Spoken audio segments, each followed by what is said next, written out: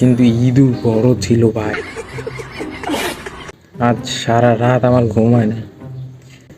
যে একটু ঘুমানোর চেষ্টা করি দেখি খসমস করে, শেষ করি নীরব হয়। আবার কিছুক্ষণ পরে শুরু করে, কি একটা অবস্থা। যাই হোক, এরকম করতে করতে আর পারছিলাম না। তো হাতে রিমোট ছিল, ফ্যান ছিল, ফ্যানের সঙ্গে লাইট অ্যাড ছিল। তো রিমোট দিয়ে লাইট যে সময় অন করছি দেখি যে বড় একটা ইঁদুর দৌড় দিয়ে পালাইছে।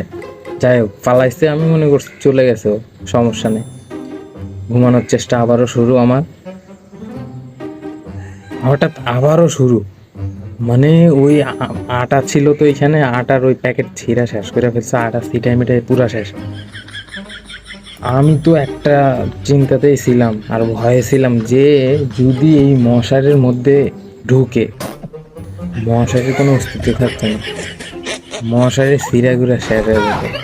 ইঁদুর ইঁদুর তো ইঁদুরের মতো যাইতো গো ভাই, কিন্তু ইঁদুর বড় ছিল ভাই, পুরা 1-1.5 কেজি হইব ভাই, মানে পুরো দানব আকৃতির।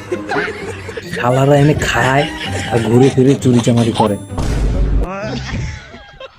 কি এক অবস্থায়, ইঁদুর দেখলে আপনি ভয় শেষ হয়ে যাবে। আমি এই কারণেই ভয় পাইছি যে যদিও মশারির উপরে উঠে মশারির ভিতরে ঢুকে তাহলে আজকে শেষ।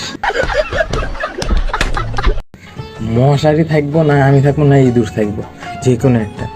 খুবই ভয়ঙ্কর রাস্তা হয়েছে আজকে, ঘুমাইতেই পারিনি সারা রাত।